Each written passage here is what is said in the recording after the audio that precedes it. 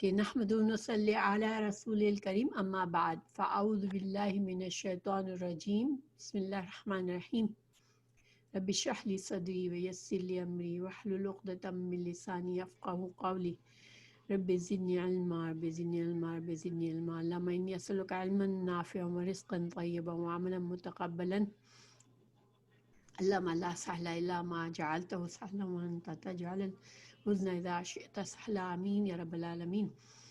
انشاءاللہ آج صحیح بخاری کی کتاب العلم میں باب جو ہے باب نمبر 27 باب التناوبی فی العلم، علم کے بارے میں باب اس بارے میں کہ طلباء کا حصول علم کے لیے استاد کی خدمت میں اپنی اپنی باری مقرر کرنا درست ہے، اور حدیث کا نمبر جو ہے 89 ہے انشاءاللہ۔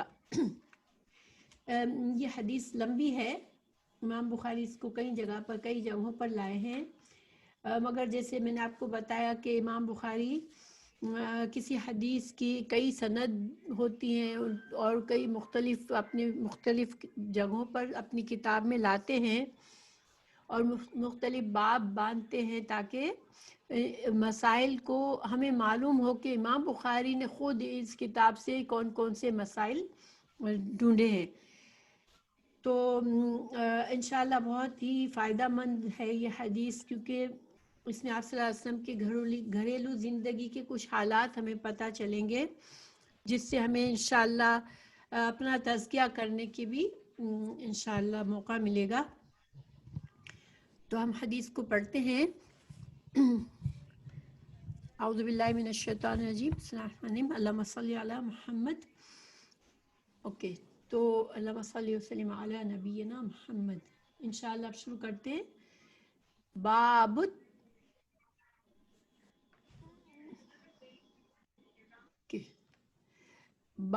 التناوبی، بابو التناوبی، باب پر کسرہ ہمیں بتا رہا ہے کہ یہ مضاف مضافل ہے، یعنی کہ تناوب کا باب۔ تناوب کیا ہوتا ہے؟ دیکھیں یہ تفاعل کے وزن پہ ہے، تو تفاعل تناوب، تفاعل کے وزن پر جو الفاظ بنتے ہیں ان میں خوبی یہ ہوتی ہے کہ اس میں مشارکت ہوتی ہے، یعنی ایک سے زیادہ لوگ مل کے یہ کام کر رہے ہوتے ہیں، یا اس کام میں ایک سے زیادہ جماعتیں یا گروپ یا لوگ شامل ہوتے ہیں، تو اور ایک دوسرے کے ساتھ یہ کام کر رہے ہوتے ہیں، جیسے کہ تقابل، ایک دوسرے سے مقابلہ کرنا، ٹھیک ہے۔ تو یہ تناوب میں نوب سے باری مقرر کرنا، تو کسی کام کے لیے اپنی باری مقرر کرنا آپس میں، تو باری باری ایک کام کرنا، تو یہ مطلب نکلتا ہے۔ تو باب التناوب، تو اپنی باری مقرر کرنا فی العلم، علم کے حصول میں۔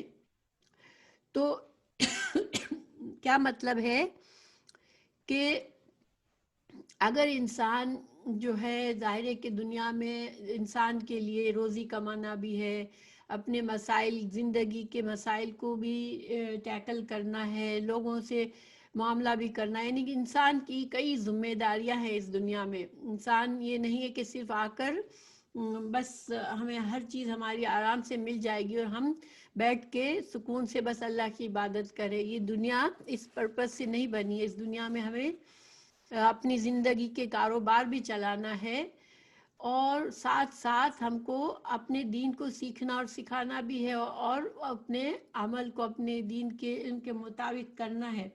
یہی ہمارا امتحان ہے۔ تو اب امام بخاری ہمیں یہاں پر اس باب سے یہ بتانا چاہ رہے ہیں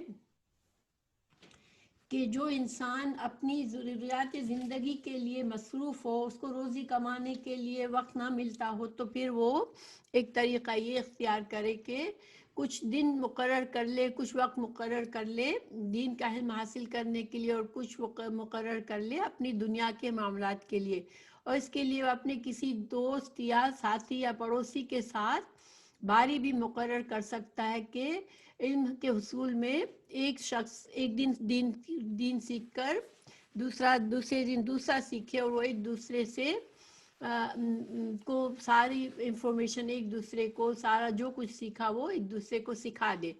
تو یہ مقصد ہے اس امام بخاری کا اس باب میں.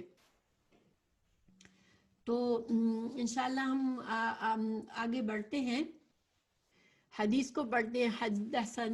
حدثنا ہم کو بیان کیا ابو الیمان نے، قال کہا، اخبرنا ہم کو خبر دی شعیب نے پھر کس سے خبر دی؟ قال ان سے مطلب سے الزہری، تو شعیب نے زہری سے خبر دی. اور زہری کے بعد امام بخاری نے اب دوسری سند لا رہے ہیں. امام بخاری بعض اوقات ایک ہی حدیث میں دو سند سے حدیث کو لاتے ہیں، اور اس میں ایسے کرتے ہیں کہ حدیث میں رسول اللہ صلی اللہ علیہ وسلم سے جیسے کوئی صحابی نے بیان کیا، اس صحابی سے کسی تابعی نے بیان کیا، پھر اس تابعی سے ان کے استاد نے، پھر ان کے استاد سے کیا ہوا کہ دو شاگردوں نے اس حدیث کو آگے لے کر بڑھے، تو پھر کیا ہوا، دو حدیثیں، دو سندیں بن گئی. اور امام بخاری کو یہ حدیث دو سندوں سے، دو استادوں سے پتہ چلی. ٹھیک ہے، تو یہاں پر اب دیکھیں، ابو الیمان جو ہے وہ امام بخاری کے استاد ہیں. انہوں نے اپنی چین سے بتایا کہ شعیب، اور پھر شعیب سے زہری.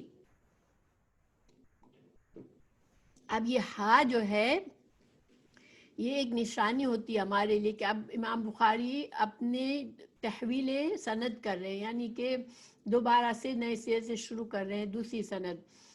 تو اب قال امام بخاری نے، قال وقال ابن وہب، اب یہ دوسرے استاد ہیں امام بخاری کے، ابن وہب. انہوں نے کہا اخبرنا یونس، ان کو یونس نے بیان کیا، عن ابن شہاب، اور ان کو ابن شہاب نے. تو یہ ابن شہاب جو ہیں وہ کون ہے؟ وہ زہری ہے. ٹھیک ہے، زہری کے دو نام ہیں، یہ ابن شہاب کے نام سے بھی مشہور ہیں اور زہری کے نام سے بھی مشہور ہیں. تو یہاں پر اس سند میں جس راوی نے بیان کیا اس نے زہری کے بجائے ابن شہاب کہا.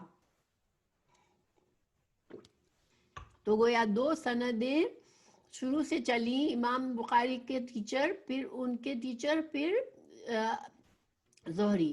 اسی طرح دوسری سند امام بخاری کے دوسرے ٹیچر ابن وہب، اور ان کے ٹیچر، اور پھر ابن شہاب یعنی کہ زہری اگین.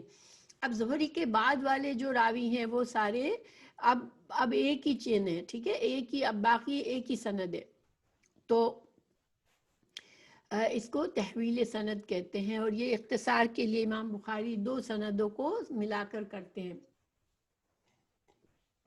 جب کوئی حدیث امام بخاری یہ بتانا چاہ رہے ہیں کہ مجھے میرے دو استادوں نے، الگ الگ استادوں سے یہ حدیث پہنچی ہے، تو اب آگے چین ہے، زہری کے بعد سند ہے عن عبید اللہ ابن عبداللہ.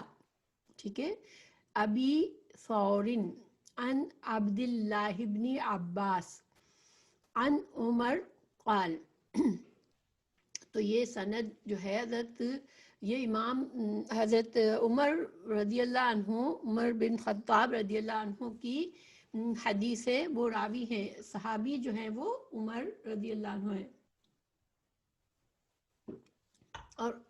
اور ان سے ابن عباس یعنی یہ بھی صحابی ہیں. تو اس سند میں دو صحابہ کرام ہیں. تو ایسی احادیث بھی ہوتی ہیں جس میں ایک صحابی نے دوسرے صحابی سے سیکھی ہوتی ہے، تو پھر وہ سند میں دو صحابی ہوتے ہیں، پھر آگے چین چلتی ہے. انشاءاللہ یہاں تک کلیئر ہوگا. یہ باتیں میں بتاتی رہتی ہوں آپ لوگوں کو، تو انشاءاللہ یہ بات سمجھ میں آئی ہوگی آپ لوگوں کے. اور اگر پرابلم ہو تو اینڈ میں انشاءاللہ ضرور سوال پوچھ لیجئے گا.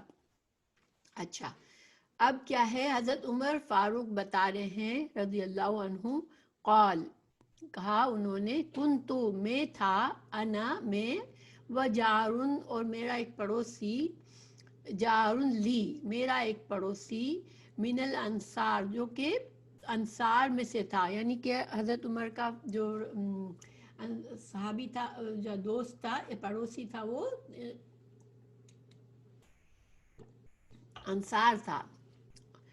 انصار کس کو کہتے ہیں؟ آپ لوگوں کو سب کو پتہ ہے کہ مدینہ کے وہ مسلمان جنہوں نے جب رسول اللہ صلی اللہ علیہ وسلم اور صحابہ کرام نے ہجرت کی تو انہوں نے ان کی مدد فرمائی، ان کو گھر دیے، ان کو جگہ دی، اپنے شہر میں ویلکم کیا، تو ان کو انصار یعنی مددگار کہا گیا۔ تو انصار میں سے تھے یہ ان کے پڑوسی۔ فی بنی امیت تبنی زیدن، اور یہ بنی امیت بن زید جو ہے یہ جگہ کا نام ہے، قبیلے کا نام ہے، اور اس قبیلے وہ قبیلہ وہاں بستا تھا تو جگہ کا نام بھی بن گیا کہ امیہ بن زید قبیلہ کی جگہ پر تھا، ان کا گاؤں تھا یہ وہیا، اور یہ گاؤں کہاں تھا؟ من اوالی المدینتی، مدینہ کے مشرق میں، مدینہ کے مشرق میں تھا، تھوڑی سی پہاڑی جگہ پر، ٹھیک ہے، یہ تھوڑا اونچا تھا مدینہ سے، اس لیے اوالی کہا گیا، یعنی تھوڑی اونچی جگہ تھی یہ مدینہ کے اطراف میں، اور مشرق کی طرف تھا یہ۔ تو وَكُنَّا، تو یعنی کہ حضرت عمر جو تھے وہ وہاں قیام پذیر تھے، وہاں رہتے تھے، ان کا ایک پڑوسی تھا جو کہ انصاری تھا۔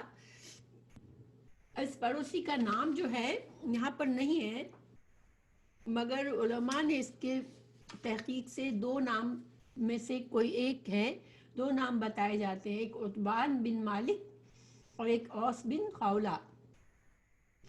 تو یہ اوس بن خولہ ہے، وہ یہ حضرت عمر کے ان سے اخوت بھی تھی، جب رسول اللہ صلی اللہ علیہ وسلم نے مدینہ میں ہجرت کرنے والوں کی انصار اور مہاجرین میں بھائی چارہ جو بنایا تھا، اس میں حضرت عمر کے بھائی حضرت اوس بن خولہ کو بنایا گیا تھا۔ تو بہرحال کچھ نے کہا کہ یہ اوس بن خولہ تھے ان کے پڑوسی، کسی نے کہا عتبان بن مالک تھے، دو نام بتائے جاتے ہیں۔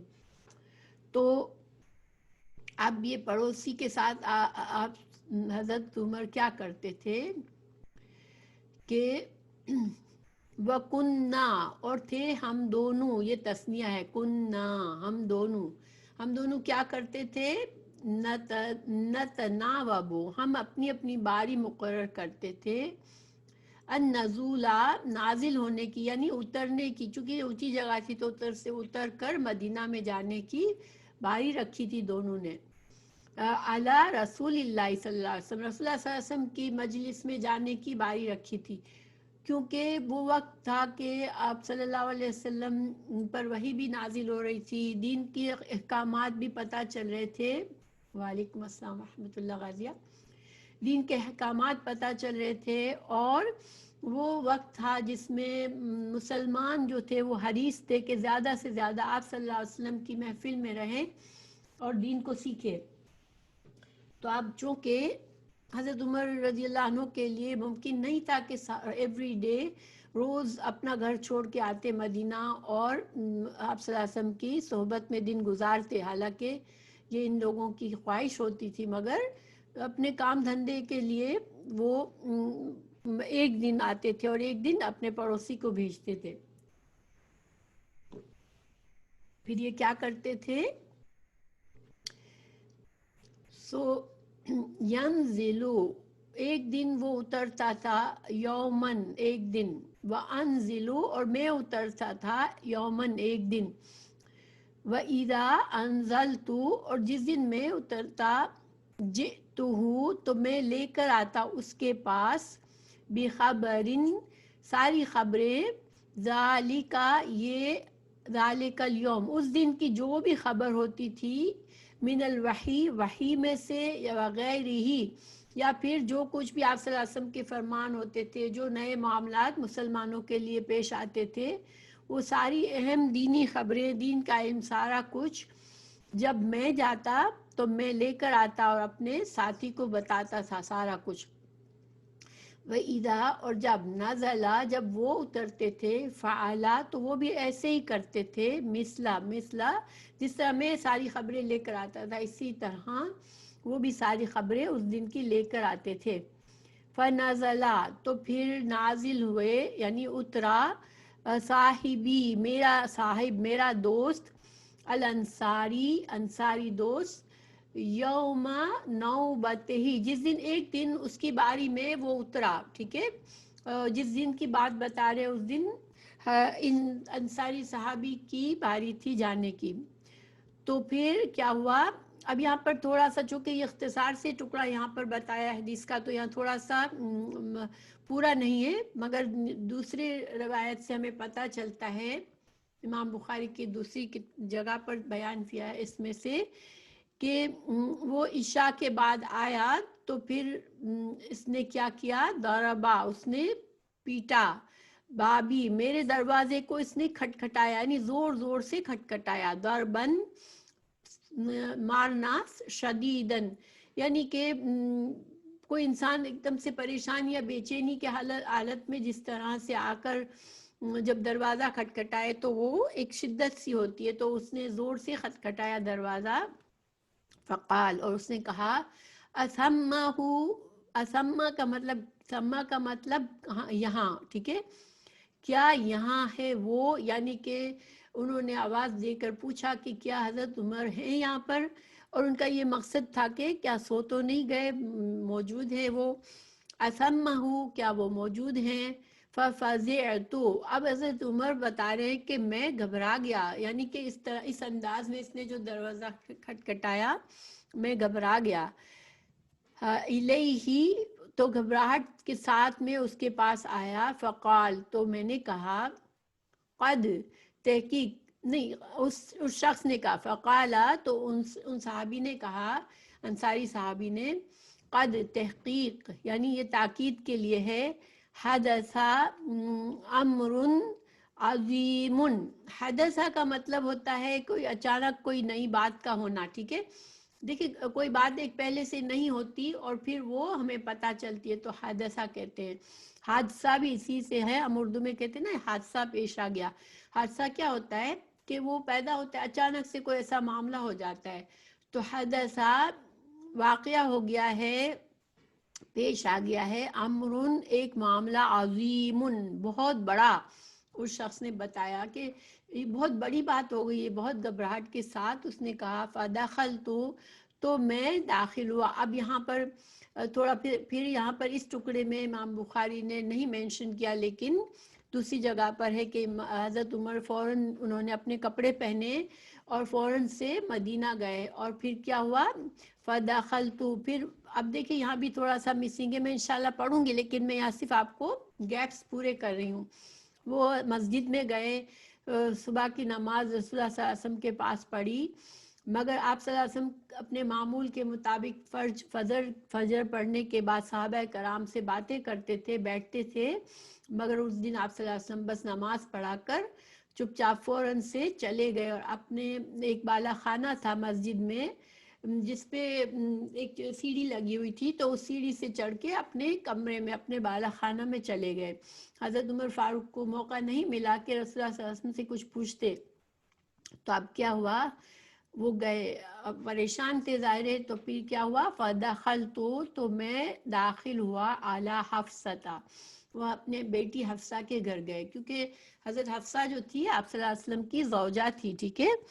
تو وہ ان کے پاس گئے. فَإِذَا، تو جب وہ گئے تو کیا ہوا، ہیا، تب کی، وہ رو رہی تھی. حضرت حفصہ اس وقت رو رہی تھی رضی اللہ عنہا. فقلت، تو میں نے کہا، طلقکن، کیا طلاق دے دی ہے ان سب، یعنی ان سب کو، تم سب کو، ٹھیک ہے، تم سب کو سے مطلب تھا کہ کیا ساری بیویوں کو طلاق دے دی ہے رسول اللہ صلی اللہ علیہ وسلم نے. قالت، انہوں نے کہا، لا ادری، نہیں مجھے معلوم نہیں ہے. انہوں نے کہا مجھے نہیں معلوم. ثم، پھر وہ وہاں سے دوبارہ نکلے. دخلت علی النبی، پھر واپس مسجد میں آئے.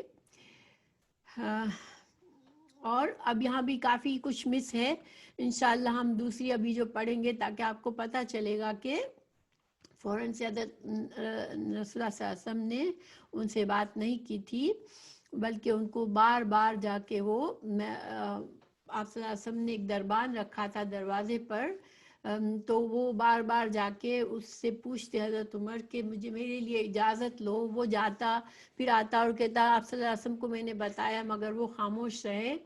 پھر 3 بار ایسا کرنے کے بعد تھوڑی دیر بعد پھر جا کے حضرت عمر بہت پریشان تھے. تھوڑی دیر بیٹھتے لوگوں میں اور لوگ بھی بہت پریشان تھے اس وقت. کچھ لوگ رو بھی رہے تھے اور بہت عجیب سا رنجیدہ سا ماحول تھا. تو حضرت عمر دوسری سند سے بتاتے ہیں کہ میرا غم اتنا بڑھ جاتا تھا تھوڑی دیر میں کہ میں پھر سے جاتا تھا, پھر سے نبی صلی اللہ علیہ وسلم سے ملنے کی اجازت طلب کرتا. تو پھر سے وہ آتا لڑکا اور کہتا کہ آپ صلی اللہ علیہ وسلم نے خاموشی اختیار کی. تو پھر جا کے بیٹھ جاتے. اس طرح 3 بار ہونے کے بعد حضرت اس لڑکے نے بلایا حضرت عمر فاروق کو کہ آپ صلی اللہ علیہ وسلم نے آپ کو اجازت دی ہے آنے کی. تو پھر جا کے حضرت عمر جو تھے وہ انہوں نے, یہ بھی بڑی لمبی تفصیلات ہیں انشاءاللہ میں ابھی پڑھوں گی لیکن یہاں پر اختصار ہے. تو حضرت عمر نے کہا قلت, میں نے کہا, وانا, اور میں قائم, میں نے داخل ہو کر حضرت عمر کھڑے ہی انہوں نے پوچھا اطلقت نساءک, کیا آپ نے طلاق دے دی ہے اپنی بیویوں کو؟ قال, فرمایا رسول اللہ صلی اللہ علیہ وسلم, لا, نہیں. قلت, میں نے کہا اللہ اکبر. حضرت عمر فاروق اتنا زیادہ ان کو ریلیف اور خوشی محسوس ہوئی کہ یہ خبر غلط ہے کہ وہ زور سے اللہ اکبر کہنے لگے خوشی کے مارے. تو یہ اتنی حدیث ہے یہاں پر, اور جیسے کہ میں نے بتایا کہ صرف ایک ٹکڑا ہے. تو میں اس کو تھوڑا سا تفصیل کرنے کے بعد انشاءاللہ لمبی حدیث پڑھوں گی تاکہ آپ لوگوں کو اس سے بہت سے اس میں فائدے ہیں اور ہمیں بہت سی باتیں پتہ چلیں گی انشاءاللہ. تو اب اس کا جو ہے اس میں کیا فائدے ہیں دیکھیں. سب سے پہلے ہمیں یہاں پر یہ بات پتہ چلی امام بخاری کی تحویل سند, ٹھیک ہے. جیسے کہ میں نے سمجھایا کہ بعض اوقات امام بخاری ایک سے زیادہ 2 سند ہوتی ہیں تو وہ اس طرح سے بیچ میں ہا لگا کے سند کو بیان کرتے ہیں. اچھا, اب یہاں پر جو باب سے تعلق ہے امام بخاری کا یہ ہے کہ حضرت عمر فاروق چونکہ ان کو روزی بھی کمانی ہوتی تھی اور اس صحابی کو بھی, تو ان دونوں نے یہ طریقہ نکالا, دونوں پڑوسی تھے, تو یہ طریقہ نکالا کہ ایک دن ایک شخص جائے گا اور سارا علم سیکھے گا, قرآن کی وحی جو بھی نازل ہوگی یا حدیثیں جو پتہ چلے گی وہ لے کر آئے گا اور جو نہیں گیا تھا اس کو سب کچھ بتا دے گا.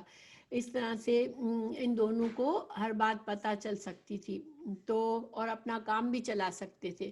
تو امام بخاری نے یہ باب باندھا کہ انسان اپنی زندگی کے مصروفیات کو نہیں چھوڑ سکتا مگر یہ تسلی خود کو نہ دے دے کہ میں کیا کروں, میں مجبور ہوں, مجھے تو زندگی چلانی ہے, مجھے تو کام کرنا ہے, گھر والوں کے لیے کمانا ہے. نہیں, بلکہ انسان کسی نہ کسی طرح اپنے وقت کو اس طرح سے مینیج کرے کہ دین کا ضروری علم بھی حاصل کر لے. کیونکہ اس سے یہ بھی پتہ چلتا ہے کہ دیکھیں ایسے حالات میں بھی انسان دین سیکھے, کیونکہ جو فرائض ہیں, جو دین کی اس حد تک دین سیکھنا کہ ہم اپنے دین پر صحیح طرح سے عمل کر سکے, یہ ہر مسلمان پر فرض ہے. تو کوئی مسلمان یہ بہانہ نہ بنا سکے اللہ کے پاس کہ اللہ میں کیا کرتا, مجھے تو کمانا تھا, روزی کما کے سب کو کھلانا تھا, کیونکہ اپنے 24 گھنٹوں میں کوئی نہ کوئی ضروری ہے کہ اپنا وقت سے کم از کم, اگر وہ ٹیچر نہیں بن جائے گا, عالم نہیں بن جائے گا, لیکن اپنے اس حد تک علم سیکھ لے کے وہ صحیح فرائض ادا کر سکے اور صحیح معاملات کر سکے اور دین پر اپنی زندگی گزار سکے. تو اس کے لیے یہ ایک طریقہ ہے کہ انسان اپنے لیے کوئی وقت یا تو مقرر کر لے یا پھر کسی ساتھی یا پڑوسی کے ساتھ باری مقرر کر لے کے ان باری حاصل کر کے پھر ایک دوسرے کو بتا دے. تو یہ بات سے تعلق ہے. دوسرا مسئلہ اس ٹکڑے سے, حدیث کے اس ٹکڑے میں یہ پتہ چلا کہ ہمارے دین میں خبر واحد یعنی ایک انسان, اگر ہمیں ایک سچا انسان ہے مسلمان, ہمیں پتہ ہے کہ یہ انسان بظاہر کبھی جھوٹا انسان نہیں ہے وہ، اور وہ دین کے کو فالو کرنے والا ہے، نمازیں پڑھنے والا ہے، اب وہ ہمیں کوئی دین کی بات اسے پتہ چلی تو وہ اس نے ہمیں بتایا تو ہم اس کو مانیں گے، کیونکہ اب ہم عام زندگی کو اب اس معاملے میں نہیں سوچتے، لیکن اگر حدیث کا جہاں تک معاملہ ہے تو حدیث کی سند میں آپ کو پتہ ہے کہ سند جو ہوتی ہے وہ مختلف راویوں سے بنتی ہے۔ اب راوی مختلف دور کے ہوتے ہیں، ٹھیک ہے، آپ صلی اللہ علیہ وسلم کا زمانہ، پھر صحابہ کا زمانہ، پھر تابعین کا زمانہ، پھر تابع تابعین کے زمانہ، پھر دوسرے راویوں کا زمانہ، تو ہر زمانے میں ضروری نہیں ہے کہ کسی حدیث کو بیان کرنے والے بہت سارے لوگ ہوں۔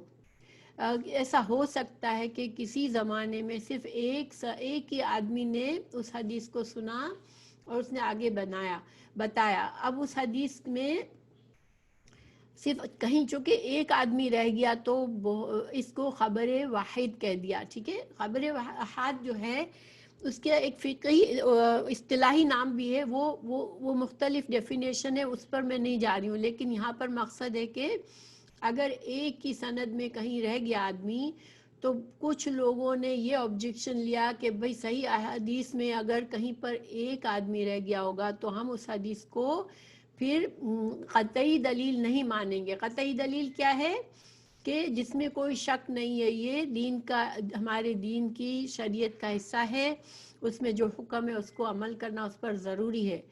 اور ظنی، ہم اس کو ظنی دلیل مانیں گے۔ ظن کیا ہوتا ہے؟ ظنی دلیل یعنی کہ قطعی دلیل سے اس کو کم درجہ دیں گے۔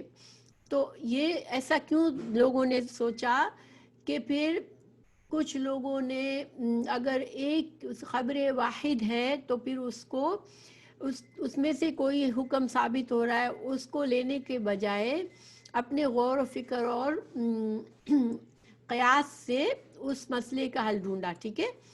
تو یہ طریقہ جو ہے اس کی مخالفت ہے اس میں، کیونکہ زیادہ تر علماء جو ہیں ہمارے، جن علماء جن سے ہم تمام امت ان کو قبول کرتی ہے، سب کا طریقہ یہ تھا کہ خبر واحد کو اگر صحیح حدیث ہے، ایک مسلمان عادل اور حافظ مسلمان سے، ثقہ راوی سے آئی ہے تو اس حدیث کو مانا جائے گا، دلیل اور حجت اور اس سے جو حکم ثابت ہوگا اس پر عمل کیا جائے گا۔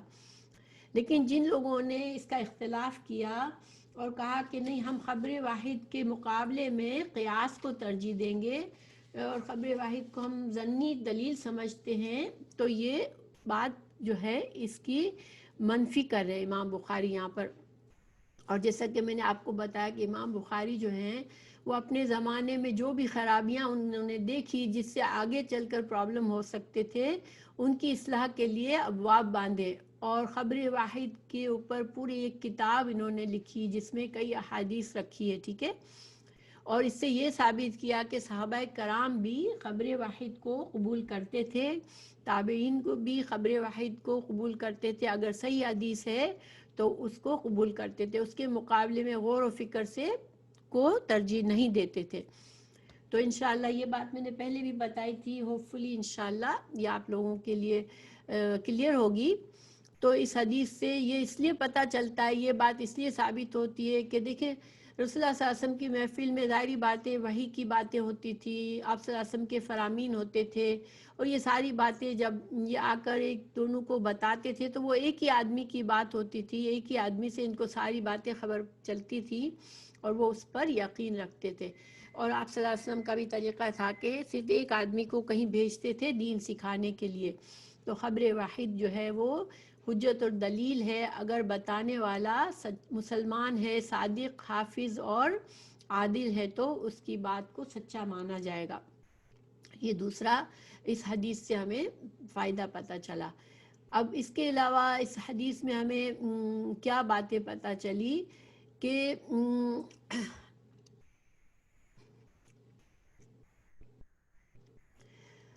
اس میں آپ صلی اللہ علیہ وسلم کے بارے میں، بیویوں کے بارے میں طلاق کی بات ہوئی تھی۔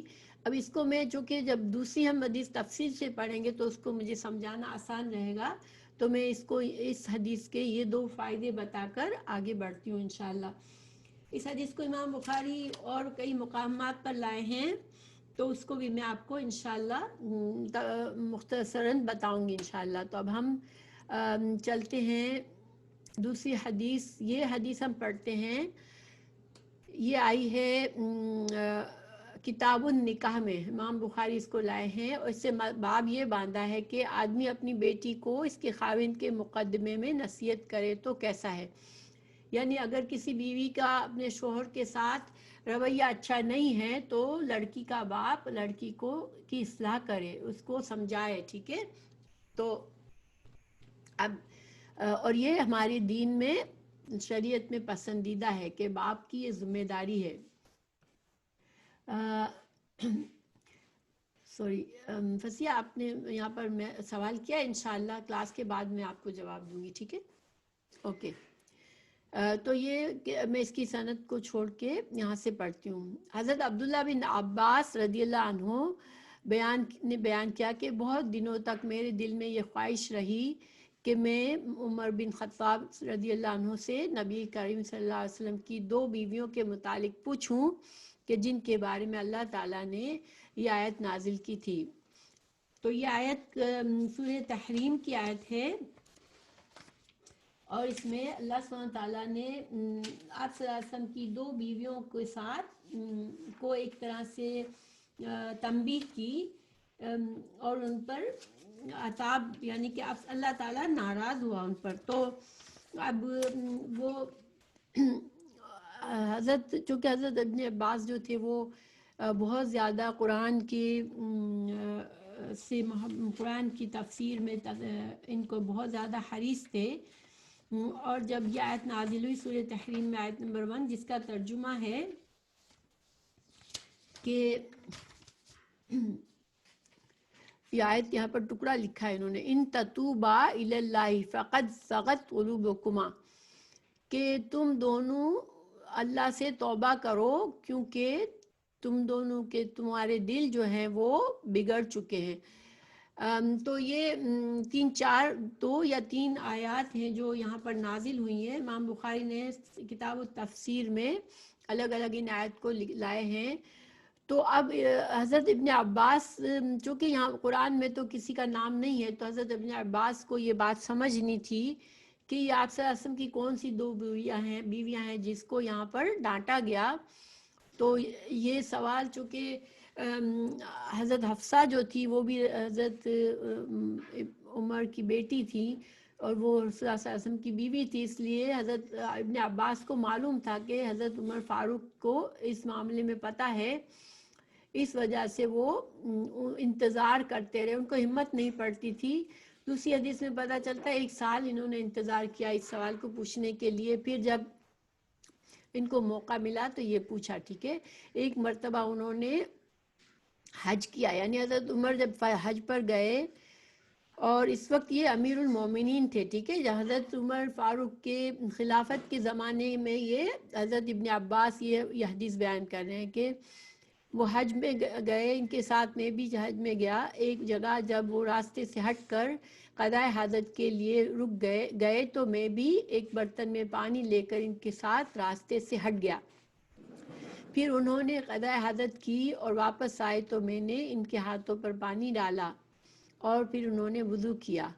دیکھیں یہاں پر ایک مسئلہ یہ ثابت ہوتا ہے کہ اسلام میں چھوٹے لوگ بڑوں کی خدمت کریں، یہ اچھی بات ہے، پسندیدہ بات ہے، کیونکہ حضرت ابن عباس چھوٹے تھے عمر میں، تو وہ وضو کا پانی لے کر گئے اور ان کو وضو کروایا۔ اب ہماری طرح تو نہیں تھا کہ نلکا آن کر کے ہم وضو کر لیتے ہیں، پانی لے کر جانا پڑتا تھا وضو کے لیے۔ تو حضرت عبداللہ بن عباس لے کر گئے اور ان کو وضو کرایا۔ تو پھر میں نے اس وقت ان سے پوچھا، اب انہوں نے دیکھا یہ اچھا موقع ہے، میں نے خدمت بھی کی ہے ان کی، وہ اچھے، ظاہری بات ہے انسان سوچتا ہے کہ شکر گزار ہوتا ہے کسی کی خدمت پر، تو یہ ان کو یہ اچھا لگا تھا۔ تو انہوں نے کہا یا امیر المومنین، اے امیر المومنین، نبی کریم صلی اللہ علیہ وسلم کی بیویوں میں سے وہ 2 کون ہیں جن کے متعلق اللہ تعالیٰ نے یہ ارشاد فرمایا ان تتوبا الی اللہ فقد صغت قلوبکما، کہ تم دونوں اللہ سے استغفار کرو کیونکہ تمہارے دل بگڑ گئے ہیں۔ حضرت عمر بن خطاب نے رضی اللہ عنہ نے اس پر کہا، اے ابن عباس تم پر حیرت ہے، یعنی ان کو حیرت ہوئی کہ اگر دین کا ایک سوال تھا، قرآن کی آیت کو ان کو سمجھنا تھا تو اتنے عرصے سے کیوں انتظار کیا؟ کیونکہ دوسری سند سے حضرت عبداللہ بن عباس نے حضرت عمر سے کہا، یا امیر المومنین میں 1 سال سے موقع ڈھونڈ رہا ہوں کہ آپ سے پوچھوں مگر مجھے ہمت نہیں ہو رہی ہے۔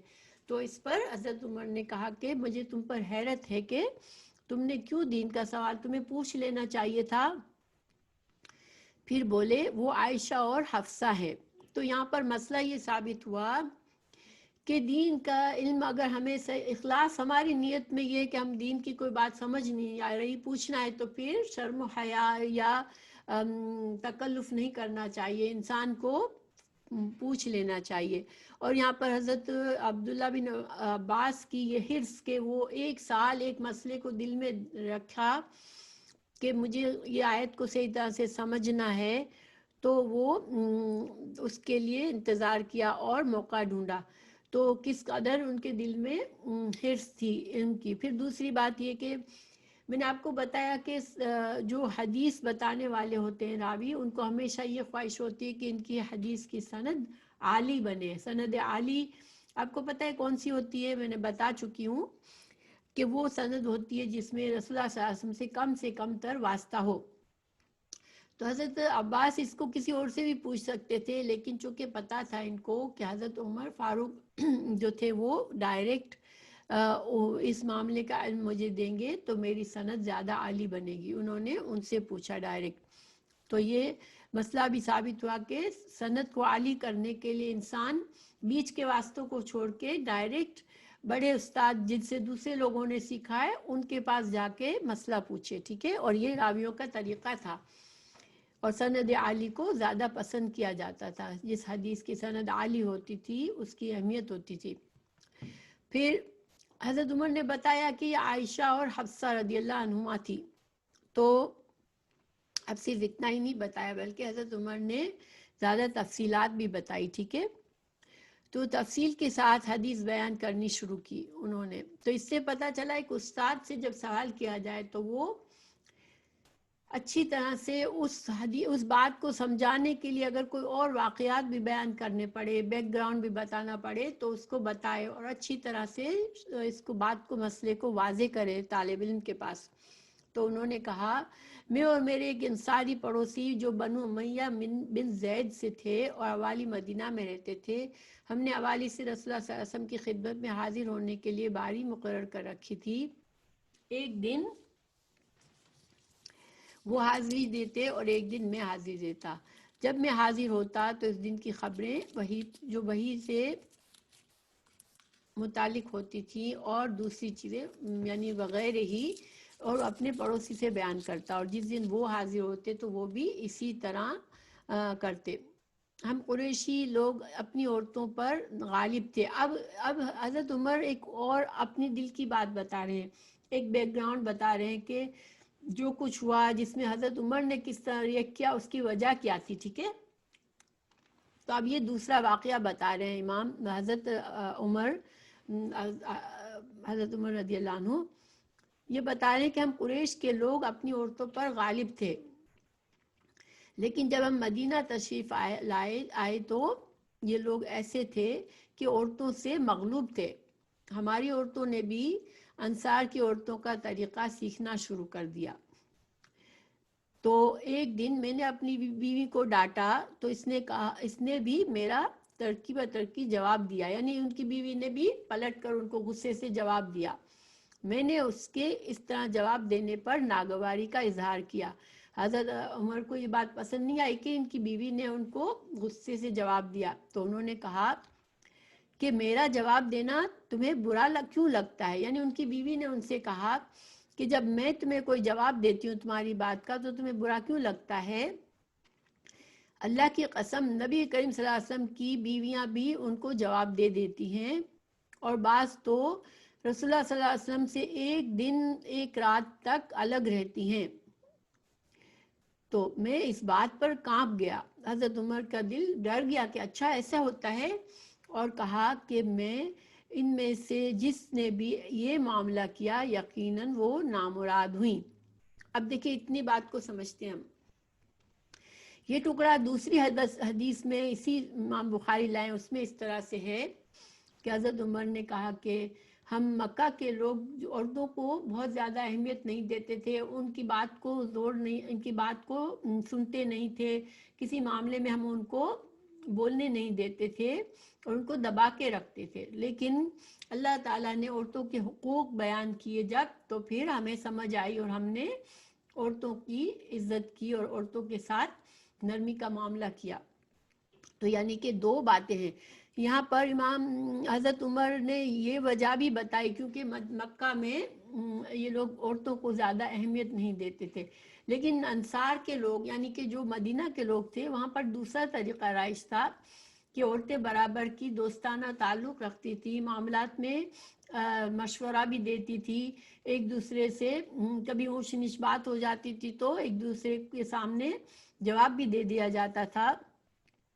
تو اب جب حضرت عمر نے کی بیوی نے انہیں یہ بتایا کہ خود رسول اللہ صلی اللہ علیہ وسلم کے گھر میں یہ حالت ہے کہ ان کی بیویاں ان کے ساتھ بحث بھی کر لیتی ہیں، ان کو جواب بھی کسی بات میں یعنی تلخی سے جواب بھی دے دیتی ہیں، یا ان کو ناراض کر دیتی ہیں یا خود ناراض ہو جاتی ہیں، تو حضرت عمر تو بہت زیادہ ڈر گئے کہ اللہ کے رسول صلی اللہ علیہ وسلم کا جو مرتبہ ہے، اور اس کے بعد یہ بیویاں ایسا کر رہی تھی ان کے ساتھ، تو انہوں نے کہا کہ جو بیوی بھی ایسا کرے گی وہ تو اس نے تو اپنے آپ کو تباہ کر لیا، یعنی وہ اللہ کی ناراضگی مول لے لیں گی کہ اللہ کے رسول صلی اللہ علیہ وسلم کس کو ناراض کر کے، چونکہ ان کے اپنی بیٹی بھی آپ صلی اللہ علیہ وسلم کے نکاح میں تھی، تو پھر انہوں نے کیا کیا، فوراً سے کپڑے پہنے اور مدینہ گئے، مدینہ روانہ ہوا۔ پھر میں نے حفصہ کے گھر گیا اور میں نے اس سے کہا، اے حفصہ،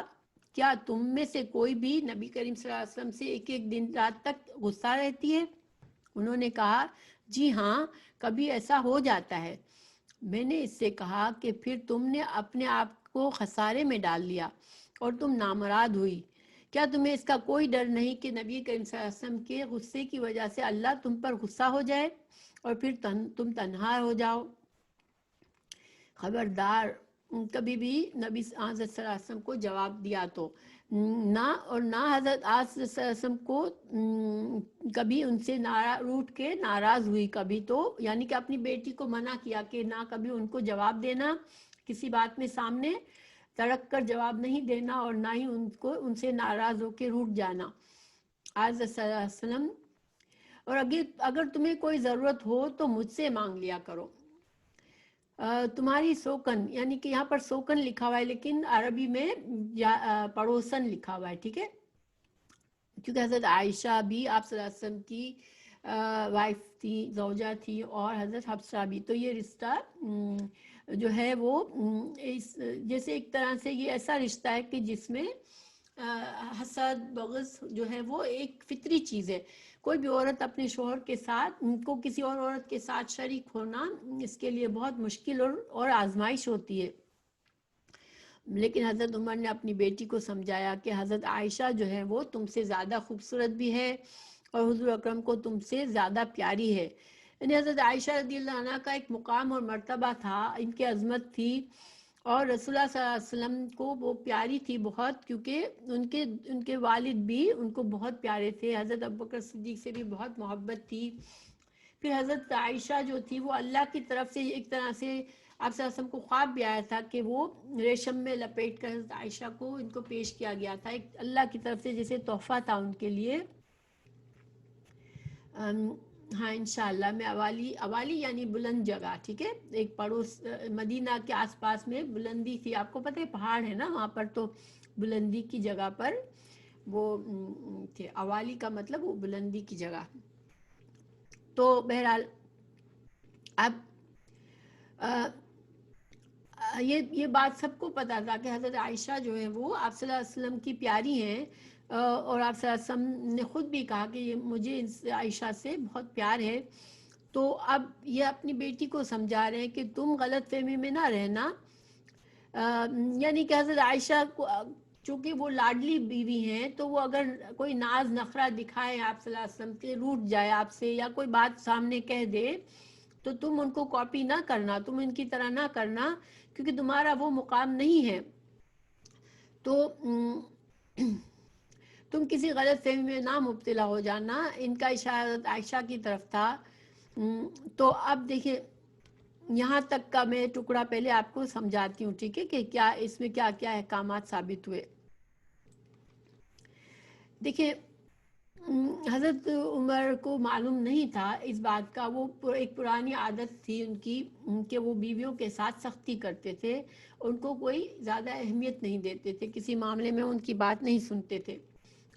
مگر رسول اللہ صلی اللہ علیہ وسلم کا یہ طریقہ نہیں تھا. آپ صلی اللہ علیہ وسلم بہت نرم مزاج تھے ویسے بھی، اور اپنی بیویوں کے ساتھ خاص طور سے بہت پیار اور دوستانہ ماحول رکھا تھا آپ نے، اور بیویوں کو پوری اجازت تھی کہ وہ اپنے کسی مسئلے پر یا کسی پریشانی یا دکھ اور رنج یا تکلیف پر آپ صلی اللہ علیہ وسلم سے کھل کے بات کر لیں. تو اب یہ جو ہے ایک طرح سے ہماری شریعت جو ہے، اب چونکہ آپ صلی اللہ علیہ وسلم کا ہر عمل ہمارے لیے شریعت ہے. پھر اللہ تعالیٰ نے بھی عورتوں کے حقوق بیان کیے قرآن میں. تو ہماری شریعت جو ہے وہ عورتوں کو بالکل بت کی طرح نہیں ہے کہ عورتیں بالکل ایک بے زبان گائے ہے جس کی کوئی زبان نہیں ہے. گھر کے ماحول میں شوہر اور بیوی کے معاملات میں بیوی اور شوہر کو ایک اچھا پیارا رشتہ ہونا چاہیے، آپس میں انڈرسٹینڈنگ ہونی چاہیے، کسی معاملے میں ایک دوسرے سے مشورہ ہونا چاہیے، اور کوئی کبھی ناراضگی ہو جائے تو ناراضگی کا اظہار بھی کر دیا جائے.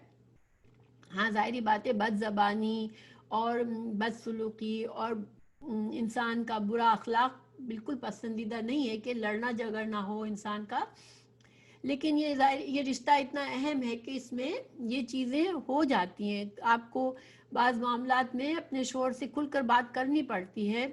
کبھی ان سے زیادتی ہو رہی ہوتی ہے تو ان کو بتانا پڑتا ہے، کبھی ہم سے زیادتی ہو سکتی ہے تو وہ لوگ ہمیں بتا سکتے ہیں، اور یہی ایک ہیلتھی ریلیشن ہے. تو حضرت عمر کو جب پتہ چلا تو اس کے بعد انہوں نے بھی اس کو دیکھیں اس کو بیان کر رہے، اس کا مطلب ہے کہ ان کو احساس ہوا کہ میرا یہ طریقہ صحیح نہیں تھا میری بیوی کے ساتھ. تو انہوں نے، جو انسان اگر قبول نہیں کرتا وہ اپنی زبان سے بتاتا بھی نہیں ہے. اور ہمیں پتہ چلے گا کہ یہ بات انہوں نے رسول اللہ صلی اللہ علیہ وسلم کے ساتھ بھی سامنے بھی فرمائی. تو بہرحال تو یہاں پر ہمیں یہ ثابت ہوا کہ اسلام جو ہے، اسلام نے عورتوں کو حقوق دیے ہیں، اور ازواجی زندگی میں بھی عورت کا ایک مقام ہے، اور عورت ایک اہم حیثیت رکھتی ہے اپنے گھر میں. پھر یہاں پر یہ مسئلہ ہمیں پتہ چلا کہ دیکھیں یعنی کہ رسول اللہ صلی اللہ علیہ وسلم کی بیویاں جو ہے وہ ہماری مائیں ہیں، اور اللہ نے اپنے نبی صلی اللہ علیہ وسلم کے لیے، ظاہری بات ہے کہ کوئی معمولی کیریکٹر کی عورتیں نہیں ان کی نکاح میں دی. اللہ تعالیٰ نے جو بہترین عورتیں تھیں اس زمانے کی تھی ان کو آپ صلی اللہ علیہ وسلم کے نکاح میں رکھا. لیکن یہ رشتہ ایسا ہے کہ شوہر سے عورت پیار ہوتا ہے، شوہر کو اس سے عورت کو پیار ہوتا ہے، اور اس پیار میں وہ کسی کے شریک کو پسند نہیں کر سکتی. اور چونکہ آپ صلی اللہ علیہ وسلم کو اجازت تھی، آپ صلی اللہ علیہ وسلم کے اس زمانے میں 9 بیویاں تھیں جب کا یہ واقعہ ہے، تو آپ صلی اللہ علیہ وسلم کو اجازت تھی زیادہ بیویوں کی بھی.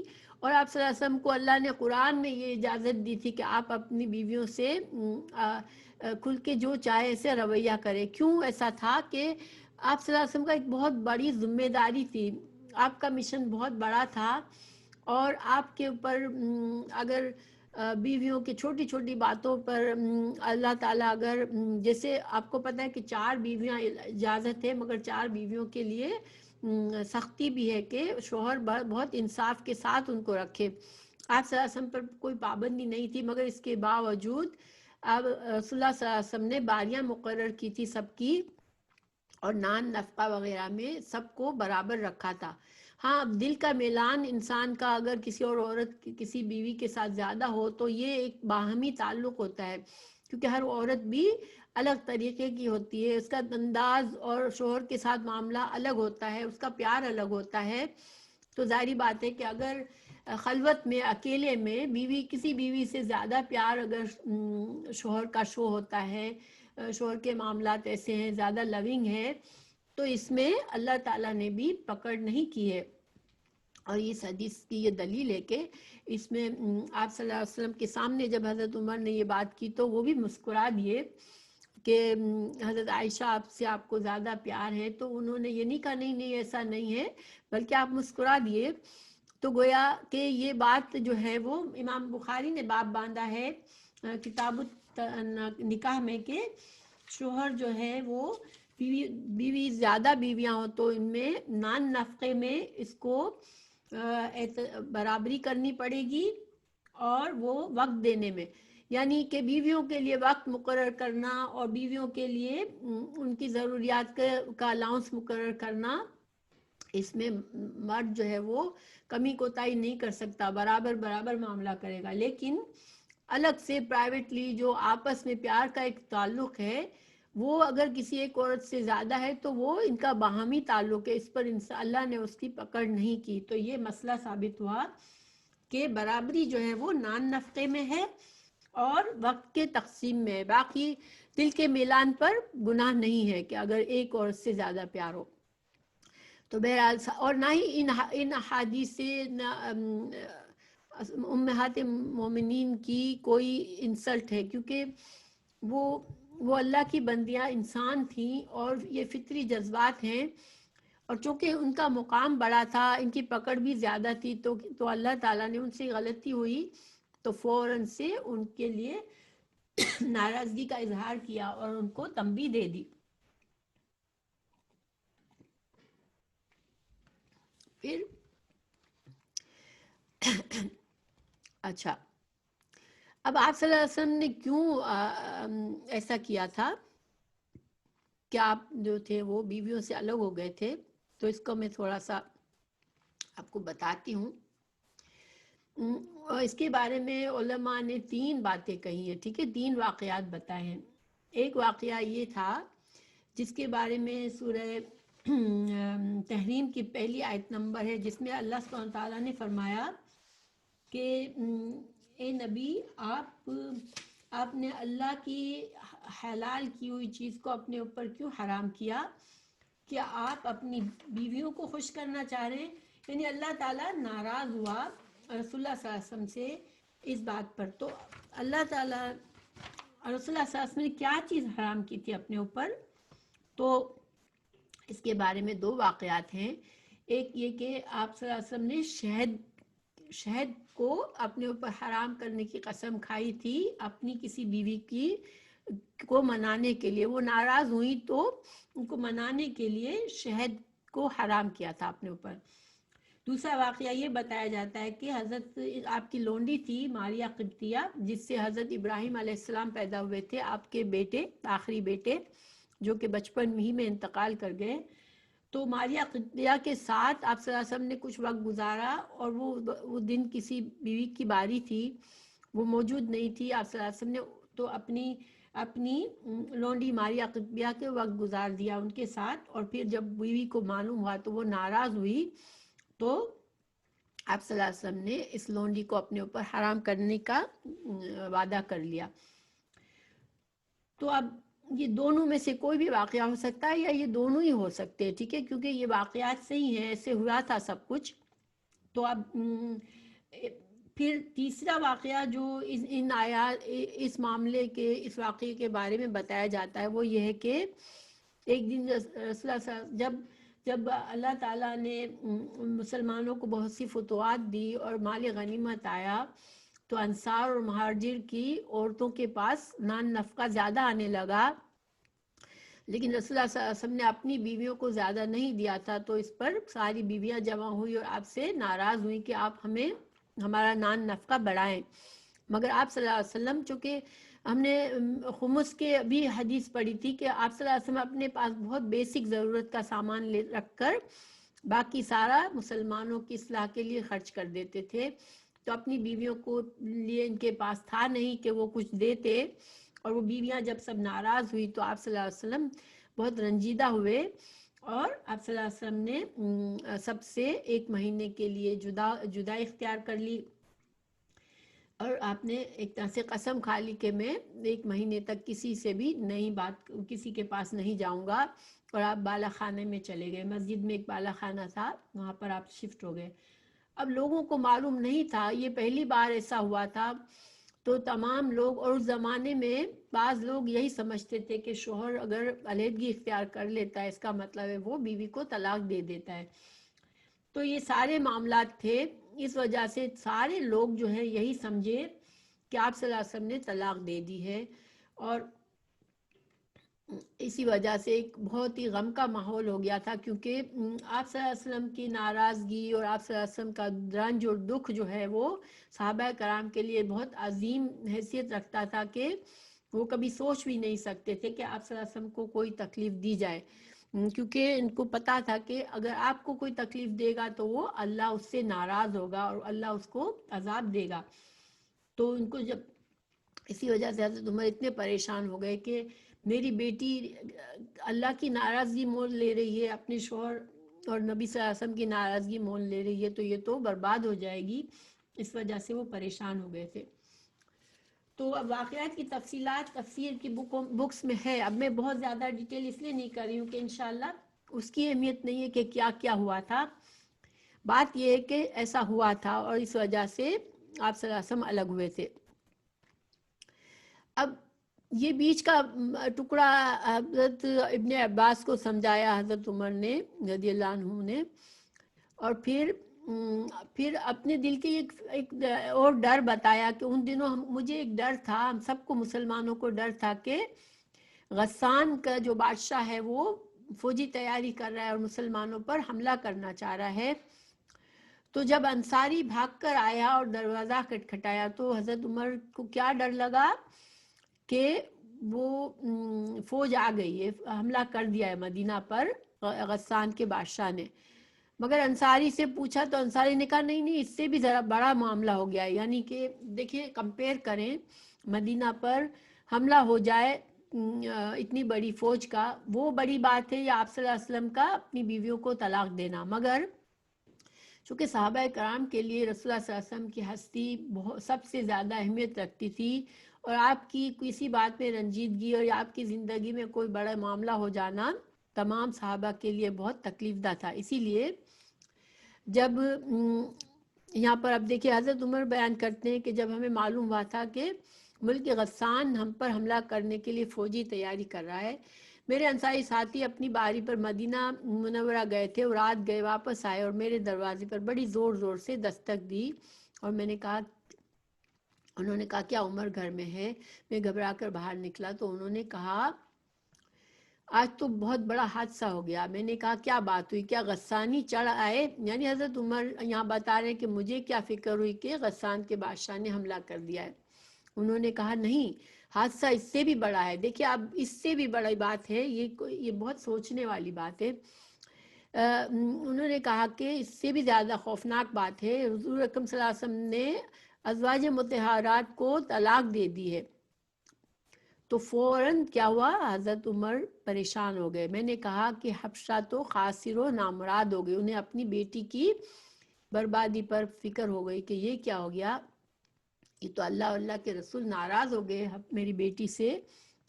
تو مجھے تو اس کا خطرہ لگا ہی رہتا تھا۔ وہ یہ چونکہ میں نے جیسے اگلا واقعہ بتایا، جب ان کو حضرت عمر کو پہلی بار پتہ چلا تھا کہ آپ صلی اللہ علیہ وسلم کی بیویاں آپ صلی اللہ علیہ وسلم کے سامنے منہ کھولتی ہیں، تو ان کے حالانکہ انہوں نے فوراً بیٹی کو سمجھایا تھا مگر ان کو تسلی نہیں تھی، وہ کہنے لگے مجھے تو اس سے خطرہ ہی تھا کہ اس طرح کوئی حادثہ جلدی ہوگا۔ پھر میں نے اپنے تمام کپڑے پہنے اور مدینہ کے لیے روانہ ہو گیا۔ آئی ہوپ میں صحیح طرح سے بتا رہی ہوں، کیونکہ بہت سی چیزیں بتانے کی اس حدیث میں۔ میں نے فجر کی نماز حضور اکرم صلی اللہ علیہ وسلم کے ساتھ پڑھی۔ نماز کے بعد حضور اکرم نے اپنے بالا خانے میں چلے گئے۔ دیکھیے آپ صلی اللہ علیہ وسلم چونکہ رنجیدہ تھے، یوزلی تو آپ بیٹھتے تھے اور صحابہ کرام سے فجر کے بعد باتیں کرتے تھے، اور اس دن چلے گئے تو یہاں بھی ایک مسئلہ یہ نکلا کہ اگر کوئی امیر ہے، کوئی بڑا ہے، بادشاہ ہے، اب کسی دن وہ پرسنل کوئی پریشانی سے گزر رہا ہے تو وہ بہتر ہے کہ اپنا غصہ ٹھنڈا ہونے تک اپنے ساتھیوں سے، اپنی محفل سے دور رہے، تاکہ غصے کی حالت میں کوئی اور معاملہ خراب نہ ہو، کیونکہ آپ صلی اللہ علیہ وسلم کا چلے جانا یہ مسئلہ بتاتا ہے. ٹھیک ہے، پھر آپ نے تنہائی اختیار کر لی.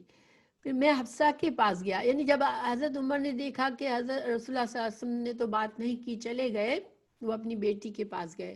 وہ رو رہی تھی. میں نے کہا اب روتی کیا ہو، میں نے تمہیں پہلے ہی تنبیہ متنبہ کر دیا تھا کہ حضرت صلی اللہ علیہ وسلم سے تمہیں طلاق نہ دے دے. انہوں نے کہا مجھے معلوم نہیں ہے، حضور اکرم اس وقت والا خانہ میں تنہا تشریف رکھتے ہیں. اور دوسری حدیث سے پتہ چلتا ہے کہ حضرت حفصہ بہت زیادہ رونے لگی، اور حضرت اپنے باپ کو دیکھ کر، کیونکہ اب ان کو یہ فکر ہوئی کہ اب میرا باپ بھی مجھ سے بات تعلق توڑ دے گا، کیونکہ ان کو پتا تھا کہ اگر رسول اللہ صلی اللہ علیہ وسلم مجھ سے ناراض ہے تو میرا باپ بھی پھر مجھ سے ناراض ہی رہے گا. تو پھر میں وہاں سے نکلا اور ممبر کے پاس آیا. حضرت عمر دوبارہ آئے ممبر کے پاس، اور ان کے گرد کچھ صحابہ کرام موجود تھے، اور میں نے ان سے بعض رو رہے تھے. دیکھیے کیوں رو رہے تھے، کیونکہ آپ صلی اللہ علیہ وسلم کی بیویاں اس وقت 9 بیویاں تھیں، اور ان کے رشتہ دار سارے اس بات پر فخر محسوس کرتے تھے کہ وہ رسول اللہ صلی اللہ علیہ وسلم کے رشتہ دار ہیں، اور یہ ان کے لیے بڑی اعزاز اور بہت زیادہ مرتبے کی بات تھی. اور ان کے لیے غم بہت بڑا تھا کہ ان کی جو بیٹیاں ہیں وہ اب طلاق پا گئیں، اور ویسے بھی رسول اللہ صلی اللہ علیہ وسلم کی ناراضگی اور دل دکھا ہوا ان کے لیے بہت بڑی بات تھی. تھوڑی دیر تک میں ان کے ساتھ بیٹھا رہا. اس کے بعد میرا غم مجھ پر غالب آ گیا. اب میں اس بالا خانہ کے پاس آیا، یہاں حضور اکرم صلی اللہ علیہ وسلم تشریف رکھتے تھے. میں نے حضرت صلی اللہ علیہ وسلم سے ایک حبشی غلام سے کہا، آپ صلی اللہ علیہ وسلم کے ایک حبشی غلام سے کہا کہ عمر کے لیے اندر آنے کی اجازت لے لو. غلام اندر گیا اور حضور اکرم صلی اللہ علیہ وسلم سے گفتگو کر کے واپس آ گیا. اس نے مجھ سے کہا میں نے حضرت صلی اللہ علیہ وسلم سے عرض کی اور حضرت صلی اللہ علیہ وسلم آپ کا ذکر کیا، لیکن آپ خاموش رہے. چنانچہ میں واپس چلا آیا اور پھر ان لوگوں کے ساتھ بیٹھ گیا جو ممبر کے پاس موجود تھے. میرا غم مجھ پر غالب آیا، اور دوبارہ آ کر میں نے غلام سے کہا عمر کے لیے اجازت لے لو. اس غلام نے واپس آ کر پھر کہا کہ آپ صلی اللہ علیہ وسلم کا ذکر کے سامنے آپ کا ذکر کیا، آپ خاموش رہے.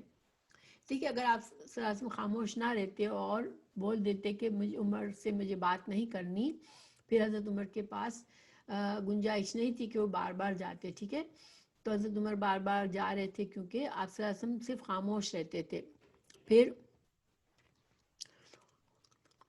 میں گیا اور منبر کے پاس پھر موجود تھے، ان کے ساتھ بیٹھ گیا، لیکن میرا غم مجھ پر پھر غالب آ گیا. میں نے آ کر غلام سے کہا عمر کے لیے اجازت طلب کرو. غلام اندر گیا اور واپس آ کر جواب دیا کہ میں نے آپ کا ذکر حضرت صلی اللہ علیہ وسلم سے کیا اور حضرت صلی اللہ علیہ وسلم خاموش رہے. میں وہاں سے واپس آ رہا تھا کہ غلام نے مجھے پکارا اور کہا حضور اکرم نے تمہیں اجازت دے دی ہے. میں حضرت صلی اللہ علیہ وسلم کی خدمت میں حاضر ہوا تو آپ صلی اللہ علیہ وسلم اس ہان کی چارپائی پر، جس میں چٹائی بنی ہوئی تھی، لیٹے ہوئے تھے. اس پر کوئی بستر بھی نہیں تھا. آپ کو پتہ ہے چٹائی جو ہوتی ہے اس کے اوپر جو ڈوری رسی سے باندھی ہوئی ہوتی ہے، اور اس پر اگر انسان ڈائریکٹ نہیں سو سکتا ورنہ جسم پر چبھتی ہیں رسیاں، مگر آپ صلی اللہ علیہ وسلم کے پاس بستر نہیں تھا. آپ اس چٹائی پر سوئے ہوئے تھے.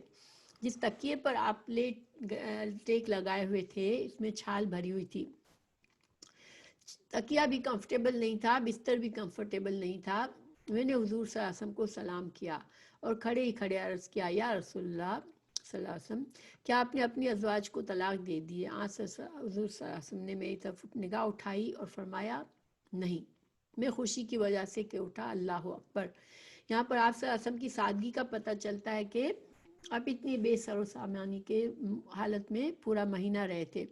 پھر میں نے کھڑے ہی کھڑے حضرت صلی اللہ علیہ وسلم کو خوش کرنے کے لیے کہا.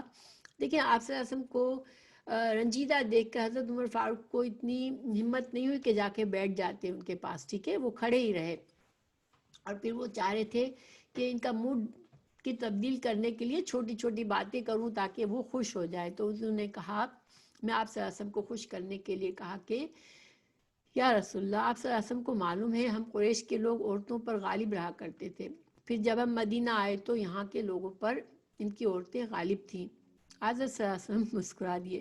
پھر میں نے عرض کیا یا رسول اللہ صلی اللہ علیہ وسلم، آپ کو معلوم ہے کہ حفصہ کے پاس ایک مرتبہ میں گیا تھا اور اس سے کہہ آیا تھا کہ اپنی سوکن کی، یعنی یہاں پر ہم کہیں گے اپنی پڑوسن، ٹھیک ہے، حضرت عائشہ کی طرف اشارہ ہے، اپنی پڑوسن کی وجہ سے جو تم سے زیادہ خوبصورت ہے اور تم سے زیادہ رسول اللہ صلی اللہ علیہ وسلم کو عزیز ہے، تم کسی دھوکے میں مت پڑنا۔ ان کا اشارہ عائشہ کی طرف تھا۔ اس پر حضور اکرم صلی اللہ علیہ وسلم دوبارہ مسکرا دیے۔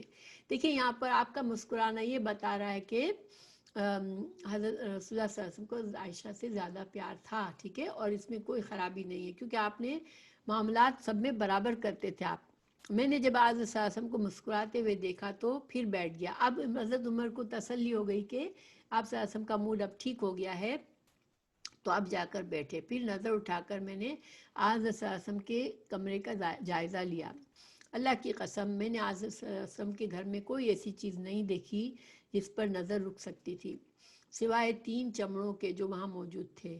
میں نے عرض کیا یا رسول اللہ صلی اللہ علیہ وسلم، اللہ سے دعا فرمائیں کہ وہ آپ کی امت کو فراخی عطا کریں۔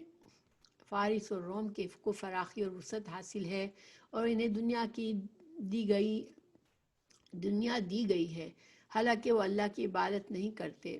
حضرت صلی اللہ علیہ وسلم ابھی تک ٹیک لگائے بیٹھے تھے لیکن اب سیدھے ہو گئے، یعنی آپ صلی اللہ علیہ وسلم کو یہ بات پسند نہیں آئی کہ حضرت عمر فاروق نے کیوں کافروں کی نعمتوں سے ان کی طرف جیسے التفات کیا، کہ کیوں ان کی نعمتوں پر ایک طرح سے رشک کیا، اور فرمایا اے ابن خطاب، تمہاری نظر میں بھی یہ چیزیں اہمیت رکھتی ہیں؟ یہ تو وہ لوگ ہیں جنہیں جو کچھ بھلائی ملنے والی تھی سب اسی دنیا میں دے دی گئی۔ یہاں پر یہ مسئلہ ثابت ہوتا ہے کہ کافروں کے لیے آخرت میں کچھ بھی بھلائی، کچھ خیر نہیں ہے۔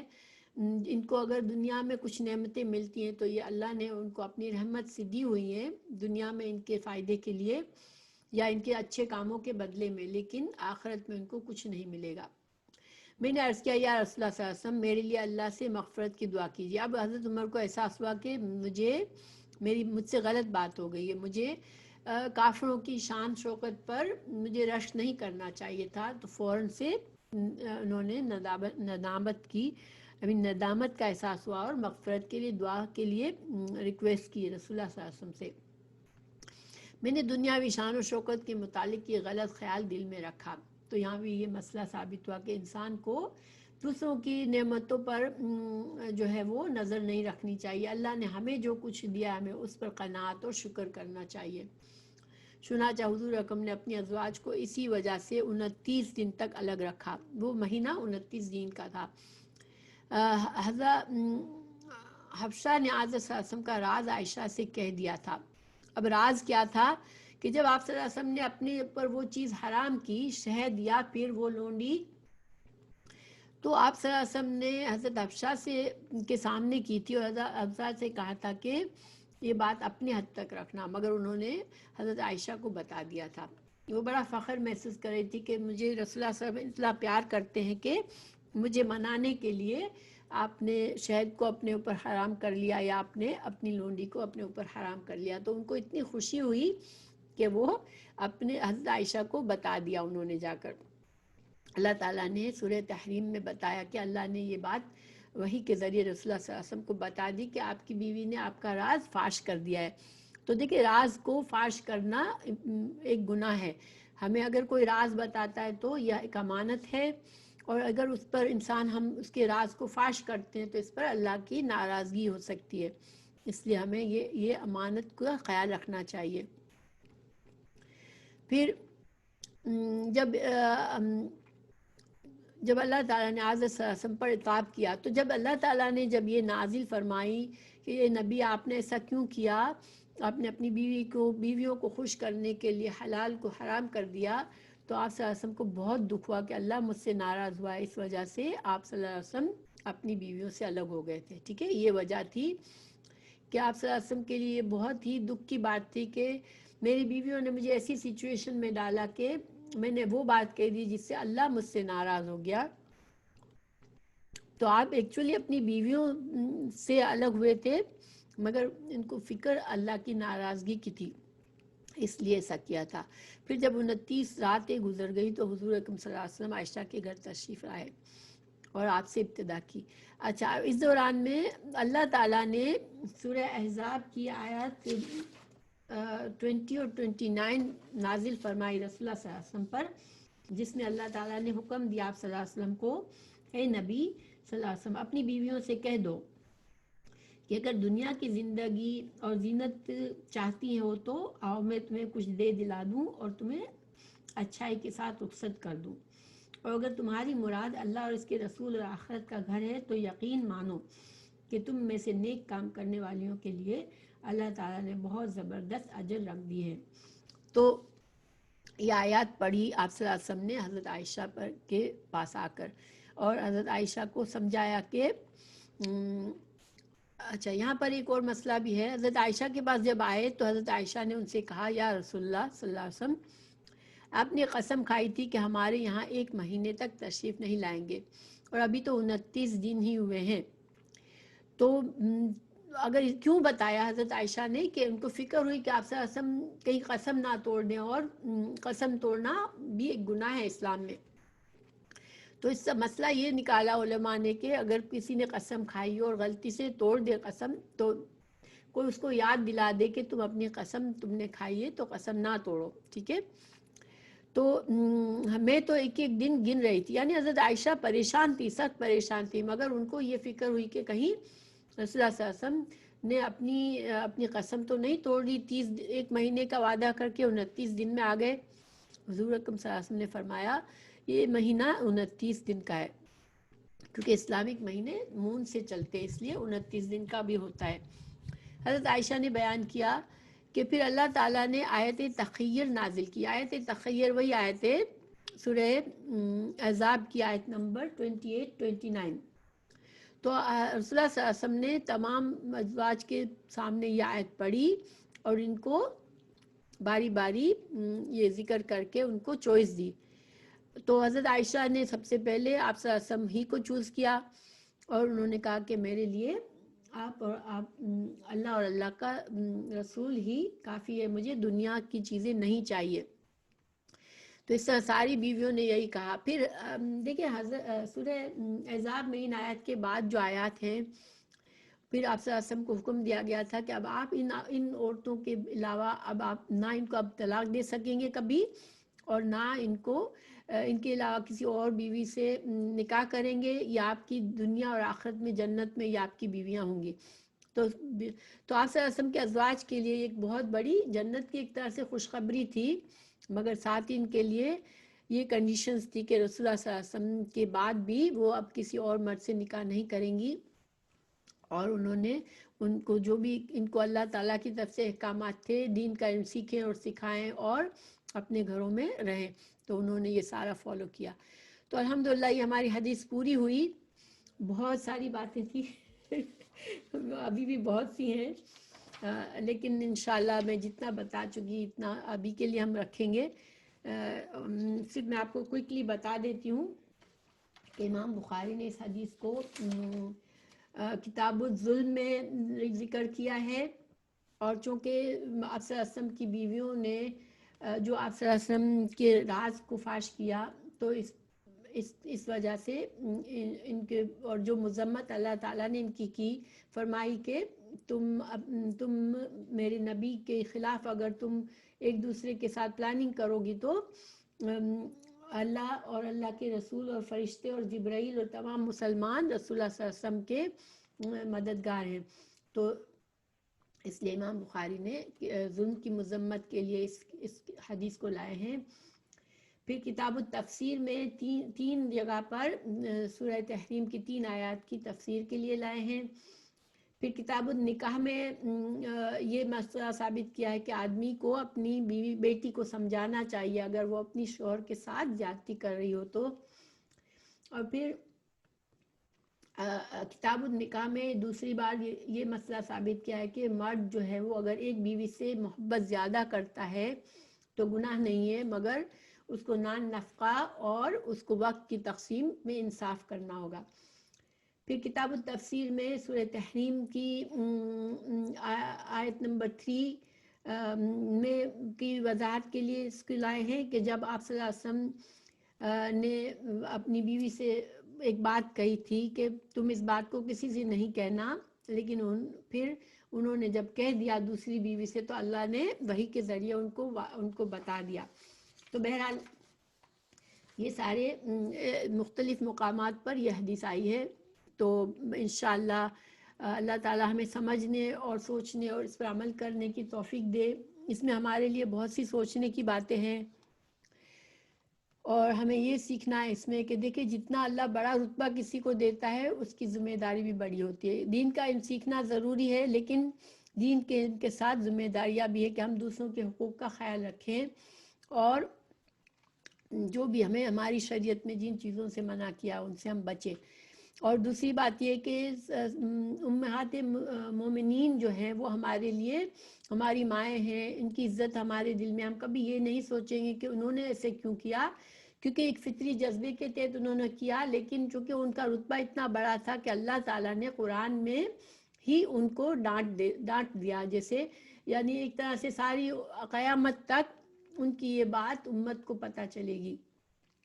تو لیکن الحمدللہ انہوں نے اللہ کے رسول صلی اللہ علیہ وسلم کو چوز کیا اور اپنی زندگی اسلام کے خدمت میں گزار دی. حضرت عائشہ بہت بڑی اسکالر ہیں اسلام کی، اور حضرت ام سلمہ سے اور حضرت صفیہ اور حضرت دوسری امہات سے بھی بہت سی احادیث ہیں جو گھریلو باتیں، اور ہمیں اور خاص طور سے عورتوں کے مسائل ہمیں بہت سے پتہ چلتے ہیں اس سے. تو اللہ سبحانہ تعالیٰ ہمیں دین کو صحیح سمجھنے کی توفیق دے.